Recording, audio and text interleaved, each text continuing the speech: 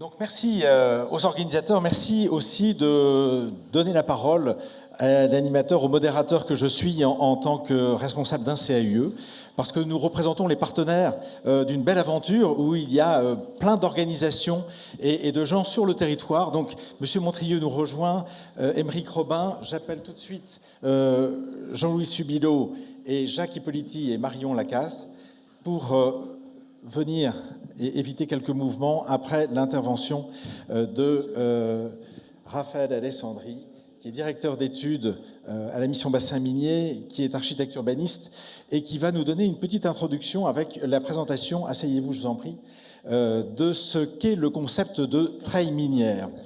Par cette table ronde, vous verrez qu'on sera tout à fait dans la suite et la logique de ce qui nous a été présenté à l'instant. La notion d'évolution nous amène à la notion de projet.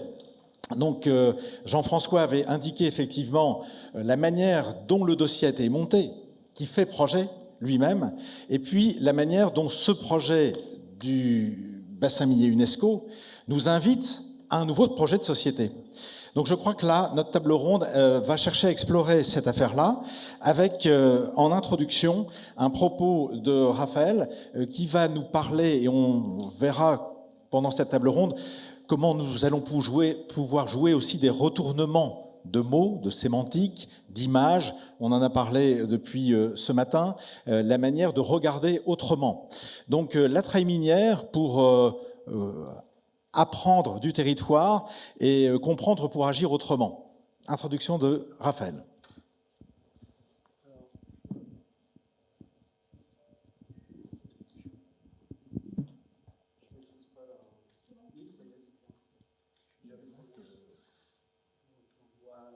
Bon, bonjour. Alors là, je vais en effet vous parler de la treille minière, alors je vais essayer de faire en sorte que ce ne soit pas un jargon en plus, mais plutôt une image pour essayer de mieux comprendre le territoire et sa complexité. Alors une treille, vous savez ce que c'est, j'imagine, c'est une vigne faite avec des ramures, un réseau, des grappes de raisin et des feuilles, qui se développe sur une structure qui conduit sa croissance. Donc a priori, premier abord, on est assez loin de l'image qu'on peut se faire d'un paysage industriel comme dans le bassin minier. Mais en y regardant de plus près, on voit que c'est une image qui peut aider à la fois à mieux comprendre, à mieux décrire et à mieux faire comprendre justement la complexité de ce territoire, d'une part, et l'interaction qu'ont les éléments les uns avec les autres. Donc c'est déjà une image pour mieux comprendre ce qu'on a sous les pieds. C'est aussi une image qui renvoie à la notion vivante de ce paysage culturel en perpétuelle évolution. Mais c'est surtout une image qui propose un nouvel imaginaire territorial, un imaginaire qui peut servir de matrice et de structure sur laquelle on peut fonder des projets d'aménagement, des projets de rénovation, des projets, y compris des stratégies de planification, pour faire en sorte que la manière dont le territoire va évoluer puisse tirer parti de cet ADN pour pouvoir continuer à grandir sans se banaliser et pour pouvoir se préserver sans se figer. Alors, rapidement, une compagnie minière qui est sur le bassin minier, elle doit se développer, elle doit faire fructifier son activité, et pour ça, il y a deux fonctions de base. Donc, aller chercher le charbon, l'exporter, et loger les mineurs et leurs familles. Tout ça, ça induit la construction de toute une infrastructure. On le voit, alors il faut aller chercher le charbon dans la veine, donc on descend des fois jusqu'à 1000 mètres, on construit des chevalements, on retire le charbon mélangé avec du schiste, il faut le trier. Donc les stériles, on en fait des tas comme ça, c'est les terris dont a parlé longuement Jean-François. Je vais mettre... Il faut que j'arrête de manipuler de manière anarchique cette petite boîte. Il y a un temps de latence, je suis trop rapide. Donc voilà, tout un héritage, un patrimoine technique avec voilà, ces chevalements, ces terris, mais également tout ce réseau d'anciens cavaliers, c'est ces voies ferrées qui servaient à acheminer le charbon d'une fosse à l'autre, mais également, et Jean-François l'évoquait, dans le bassin minier, il y a eu très peu d'industries connexes. C'est-à-dire que le charbon ne restait pas sur place. Il était exporté, c'est-à-dire que le territoire a été vraiment utilisé comme une ressource de manière non durable. C'est-à-dire qu'on allait chercher le charbon, mais après on l'expédiait au niveau national. Donc on a construit énormément de voies ferrées. Mais également, les compagnies minières sont arrivées sur un territoire très peu anthropisé. L'industrie, la mine est une industrie de main-d'œuvre, donc il a fallu construire énormément de cités minières, mais pas que des logements. C'est-à-dire que les compagnies, les 23 compagnies, avaient aussi une façon d'attirer et de fidéliser une main-d'œuvre qui était extrêmement volatile, qui pouvait bouger d'une compagnie à l'autre. À l'époque, il n'y avait pas vraiment de chômage. Donc l'habitat et les cités minières, c'était aussi un moyen pour elles d'attirer et de fidéliser les main-d'œuvre. Donc c'était aussi dans une logique paternaliste, évidemment. Donc on construit des logements, mais on construit également des écoles, des églises, des salles des fêtes, des stades. Donc voilà. Au final, là, vous avez une petite carte qui montre la manière dont une compagnie pouvait, à sa guise, organiser le territoire d'une concession. C'est-à-dire qu'elle avait le droit d'exploiter non seulement le sous-sol, mais elle avait également le droit de parsemer le territoire avec ses infrastructures. Et on voit se dessiner en rouge l'ensemble de ces infrastructures qui fonctionnent en réseau et qui viennent se surimprimer au territoire préexistant. Donc voilà, si on devait zoomer sur une commune, voilà le sens que prend cet héritage aujourd'hui. C'est-à-dire que le paysage culturel tel qu'il a été reconnu et inscrit, c'est pas une somme d'éléments comme ça épars, plus ou moins exceptionnels. C'est-à-dire que c'est la somme d'éléments, alors parfois exceptionnels, comme on voit là la fosse d'Arambert, qui est un des grands sites miniers, mais on a également du patrimoine du quotidien, on a des paysages nouveaux qui sont nés de l'affaissement des terrains et de l'émergence de l'eau en surface. Donc c'est tout ça qui forme le paysage culturel. Et quand on est maire d'une commune comme Wallers, qu'est-ce qu'on fait avec tout ça ? C'est-à-dire que considérer que ces éléments ont une histoire commune et puis des choses à raconter ensemble, ça veut dire que comment est-ce qu'on ouvre le grand site sur les cités autour ? Comment est-ce qu'on fait en sorte que le cavalier qui traverse le territoire soit pas une rupture, mais permette de faire des liens avec la ville de Denain ? Voilà. Et comment on traduit ça dans un projet de ville ? Et à une autre échelle, Aymeric Robin l'expliquera, comment on fait projet de territoire. Alors voilà, quand on dézoome un petit peu et quand on s'amuse à surimprimer l'ensemble de cet héritage sur une carte, c'est là qu'on voit se dessiner ce qu'on appelle la treille minière. Alors la treille minière, c'est quoi ?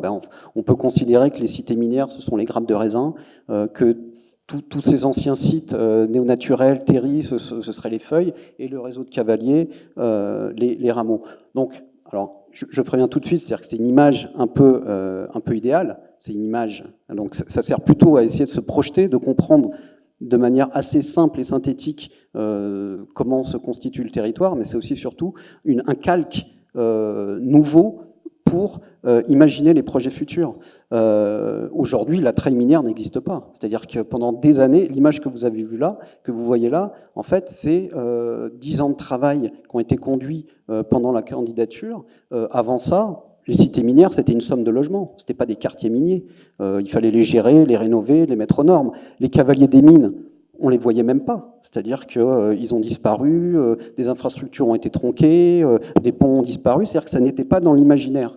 Donc le fait de travailler sur la connaissance de cet héritage, ça nous permet de rajouter une nouvelle couche et qui vient se surimprimer aux centralités existantes, au réseau de transport en commun. Donc ça ne vient pas évidemment effacer, mais ça vient juste un élément de compréhension. Et c'est extrêmement important parce que si on ne le voit pas, on se trompe. C'est-à-dire qu'on va se tromper dans les projets d'aménagement. On va se tromper quand on fait un SCOT, on va se tromper quand on fait un PLU, on va se tromper quand on rénove une cité, si on ne prend pas en compte la complexité de ces structures sous-jacentes. Donc voilà, la treille minière, c'est... Je vais essayer de vous montrer avec des exemples concrets comment elle peut influencer les projets pour garantir de pouvoir toujours concilier évolution du territoire et préservation de ce qui fait son identité. Donc je ne vais pas Je ne vais pas parler longuement des cités minières parce que ça va faire l'objet d'un table ronde tout à l'heure, mais quand même, vous parlez de l'exemple des cités Lemay et Sainte-Marie parce que ça a été un point de bascule dans la manière d'aborder la rénovation des cités minières. C'est-à-dire que pendant des années, on a mis aux normes. On a mis aux normes. Il fallait le faire. On a mis aux normes. On a mis aux normes. On a tartiné du Gersum pendant 40 ans, voilà, sans se poser de questions. On travaillait dans des cités, dans des logements habités. On ne posait pas forcément la question de l'habitabilité à long terme. Il fallait rajouter des salles de bain, connecter les maisons. Le Gersum, groupement interministériel de rénovation des zones minières. Une politique essentielle mais non suffisante pour garantir l'attractivité de ces quartiers. C'est-à-dire que pendant 40 ans, alors je pourrais en parler longtemps, mais en gros, Charbonnage de France se retrouve avec un paquet de 120 000 logements au départ. Qu'est-ce qu'on en fait? Donc voilà, des tensions entre les collectivités, l'État, Charbonnage. Au final, ça revient dans le Sogimo, Soginorpa, mais se pose la question, qu'est-ce qu'on fait avec cet héritage? Donc, et ça n'avait pas été rénové pendant des années, puisque c'était un actif, c'était pour loger des mineurs, des ouvriers. Aujourd'hui, c'est fait pour loger des gens. Bref, donc pendant des années, on a mis aux normes sans se poser forcément des questions dans une logique très technique, c'est-à-dire, voilà, il faut connecter les logements, donc on enterre des réseaux, on enterre des tuyaux en PVC, on fait couler l'eau à l'intérieur, il n'y a pas de toilette, pas de salle de bain, donc on vient rajouter des boîtes sur les façades, des fois les façades au sud, on a des chambres de 18 mètres carrés à l'étage et une chambre de 18 mètres à l'étage, et puis deux séjours de 15 mètres carrés au rez-de-chaussée, on ne se pose pas vraiment de problème, c'est pas la question. Et aujourd'hui, on se retrouve avec ça. Donc il faut, voilà, et les cités Lemay et Sainte-Marie arrivent à un moment où on se dit, l'inscription de cet héritage sur la liste du patrimoine mondial nous engage à nous poser des questions différemment. C'est-à-dire que les logements qui devaient être démolis, cette cité devait être démolie en partie. Comment est-ce qu'on assume le fait que c'est du patrimoine, que c'est un patrimoine social, mais c'est aussi un patrimoine culturel? Donc comment est-ce qu'on lutte pour éviter cette démolition? Comment est-ce qu'on met autour de la table les collectivités, les bailleurs, les habitants pour imaginer un projet différent? Comment est-ce qu'on passe d'une logique de mise aux normes à une logique de projet intégré? Comment est-ce qu'on dépasse l'échelle de la cellule logement pour parler de la rue, parler des espaces publics? Donc voilà, on le voit par exemple, une maison voilà, qui devait être démolie, qui a été rénovée. Alors, on parlait un peu d'argent. Donc là, c'est entre 93 000 euros et 130 000 euros, suivant les typologies. On me dirait c'est cher. C'est cher. Si je démolis un logement, c'est 25 000 euros. Et si je le reconstruis, voilà, j'arrive à peu près à 190 000 euros. Je ne sais pas si Jean-François Campion est dans la salle. Voilà, on en parlera tout à l'heure. Donc il y a des cas de figure où il ne faut pas le faire. Il y a beaucoup de cas de figure où on sait préserver, rénover. Et aujourd'hui, les gens qui habitent dans ces logements, qui ont été entièrement reconfigurés, qui ont une performance thermique acceptable, voilà, sont, je pense, contents d'y habiter. Donc ça a permis de protéger des éléments du patrimoine et surtout d'adapter ces logements pour les familles en place et pour les familles futures. On ne s'est pas contenté de ça, c'est-à-dire que quand je viens habiter dans une cité minière, je viens habiter une rue, je viens habiter un quartier, je viens habiter... Comment est-ce qu'on travaille sur les espaces publics? La question n'était pas posée au départ. Donc aujourd'hui, voilà, il y a un gros travail sur la désimperméabilisation des sols. Je vais être un peu long, je crois. Je vais essayer de... Ouais, je vais être un peu long. Donc voilà, globalement, on est passé d'un projet ponctuel qui prévoyait de la démolition à une approche beaucoup plus intégrée. Alors, Édouard Philippe, quand il est venu pour lancer l'engagement pour le renouveau du bassin minier, est venu lancer officiellement ce grand projet sur les cités Lemay et Sainte-Marie. Ce n'est pas un hasard. C'est-à-dire que ce qui s'est joué ici, sur la base de la volonté de protéger un patrimoine, ça donne le là un petit peu sur la manière de conduire aussi les projets. Donc c'est pour faire le lien entre voilà, la question de la protection du patrimoine, elle l'oblige aussi à se poser des questions différentes et qui peuvent produire des projets peut-être plus intégrés et à plus grande échelle. Alors aujourd'hui, on ne s'est pas contenté. Voilà, la cité a été rénovée. Je ratterris un peu sur la notion de treil, c'est-à-dire que là, vous avez les cités Lemay et Sainte-Marie. Aujourd'hui, ce qui est absolument hallucinant, c'était inimaginable il y a 10 ans quand les cités devaient être démolies. Aujourd'hui, il y a l'office de tourisme du territoire qui est venu s'implanter au cœur du quartier. C'est-à-dire qu'aujourd'hui, la cité est reliée à l'ensemble du territoire via la boucle des Galibots, qui est un ancien cavalier qui a été rénové. Donc voilà, tout ça aujourd'hui, on est capable de faire système. C'est-à-dire que rénover un logement, c'est bien, mais rénover le quartier, c'est mieux, et connecter ce quartier au territoire, c'est encore mieux. Aujourd'hui, voilà, la cité est reliée à d'autres quartiers, aux bases de loisirs. Alors, c'est bien pour les habitants. des cités, c'est également bien pour les gens qui veulent venir découvrir le territoire. Donc c'est aussi un enjeu. C'est-à-dire que chez nous, le tourisme, c'est pas, Jean-François le disait, c'est-à-dire que c'est un tourisme, mais un peu différent. C'est-à-dire que l'office de tourisme qui s'est implanté, en fait, c'est un tiers-lieu. Les enfants de la cité viennent pour faire leurs devoirs et tout ça. Donc voilà, c'est... Alors, la treille minière peut aussi, au-delà de là, je vous parlais d'un projet très opérationnel, ça peut être aussi un beau calque pour pouvoir faire atterrir les grands projets de territoire jusqu'au lieu habité. C'est-à-dire que là, on voit en vert, je pense que Jean-Louis en parlera tout à l'heure, on voit le schéma de la chaîne des parcs qui a été conçu par Michel Desvignes. Ce schéma prend appui sur tout un réseau d'anciens sites miniers, de grandes entités hydrographiques et végétales. Et si on s'amuse à superposer ce schéma de grands projets, de grands parcs à la treille minière, on voit qu'on peut quasiment tirer la chaîne des parcs jusqu'aux portes des jardins, des maisons. C'est-à-dire que prendre en compte cet héritage qui reste un potentiel, mais le garder en tête comme un calque quand on fait des grands projets, ça permet d'assurer une greffe paysagère, urbaine et sociale entre ces projets et l'ensemble des quartiers.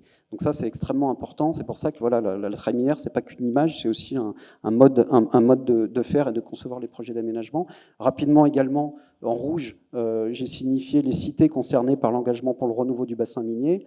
On voit qu'on peut, si on y porte attention, connecter ces cités via des réseaux de cavaliers, par exemple, ou réseaux de transport en commun, desquels elles sont parfois éloignées. C'est-à-dire qu'on peut imaginer des circuits de rabattement qui permettent de connecter ces cités aux réseaux de transport, aux tramways, aux gares, mais également au cœur constitué, au cœur urbain. Il ne s'agit pas de déconnecter, justement, c'est un enjeu de reconnexion et de retisser. C'est également la treille potentiellement un outil pour faire de la planification urbaine un petit peu différente. Comment est-ce qu'on arrive à résoudre la quadrature ? On est un territoire diffus, on l'a évoqué, hein. C'est-à-dire qu'il n'y a pas une centralité et une banlieue. Il faut intensifier les cœurs urbains, et Jean-Louis Suillou en parlera, c'est-à-dire qu'on ne peut pas, pendant des années, justement, avec le GIRSOM que j'évoquais, on a saupoudré, c'est-à-dire qu'on a fait tout un petit peu partout, on a rénové toutes les cités sans se poser des questions, dans une logique égalitariste, donc voilà, il fallait le faire, on a rénové. Aujourd'hui, il faut se poser les questions différemment. Mais comment est-ce qu'on arrive à intensifier les cœurs urbains sans laisser de côté le reste du territoire ? Sur le SCOT de Lens-Liévin et Nacarvin, il y a 350 000 habitants, les villes-centres, Lens et Liévin, c'est 70 000 habitants. Ça veut dire que, faites le compte, il y a plus de 200 000 habitants qui vivent en dehors. Donc la manière de connecter ces centralités avec les cités minières, c'est aussi non seulement le moyen d'avoir un aménagement du territoire plus équilibré, c'est aussi le moyen de lutter contre l'étalement urbain. Parce que qu'est-ce qui s'est passé pendant des années ? Pendant que le SCOT disait qu'il faut intensifier les cœurs urbains autour des réseaux de transport, sur un axe est-ouest, ce qui s'est passé, c'est exactement l'inverse. C'est-à-dire que les gens qui sont prêts à venir habiter sur le territoire se font construire des lotissements dans les Froges Nord et Sud, et pendant ce temps-là, le cœur constitué, on n'arrive pas. C'est-à-dire que pendant qu'on met 10 ans ou 15 ans à sortir un projet de renouvellement urbain avec l'EPF, avec tout ça, pendant ce temps-là, dans notre dos, il y a des lotissements de 300, 400, 500 logements qui partent. Donc l'enjeu de la planification urbaine est extrêmement important. Et enfin, on l'évoquait, le bassin minier est inscrit sur la liste du patrimoine mondial, 353 éléments, très peu sont protégés. Très peu sont protégés avec des outils du Code du patrimoine. C'est-à-dire que dès le début, dès 2007, on s'est saisi des outils de la planification urbaine pour les tordre, entre guillemets, et en faire des outils pour protéger le patrimoine. Là, vous avez un exemple, par exemple, sur le PLUI de la CAPH, où on a travaillé avec les équipes d'Émeric Robin pour faire en sorte que cette treille minière puisse être non seulement intégrée comme élément à protéger, mais j'ai envie de dire surtout imaginé comme élément pour susciter du projet et faire du lien entre les différents éléments du territoire. Donc la planification, chez nous, c'est un outil pour concilier protection, évolution, transformation. Et voilà, très rapidement, mais vous allez en parler, la treille minière peut même développer l'imaginaire, puisque ça a été le sujet pour le projet Europan. Donc voilà, en conclusion, pour nous, très rapide, la treille minière, c'est vraiment un outil, un imaginaire qui est à disposition, c'est-à-dire que c'est une ressource disponible pour faire du projet et garantir surtout que ces projets soient conformes à l'ADN du territoire. Je vous remercie. Merci, Raphaël.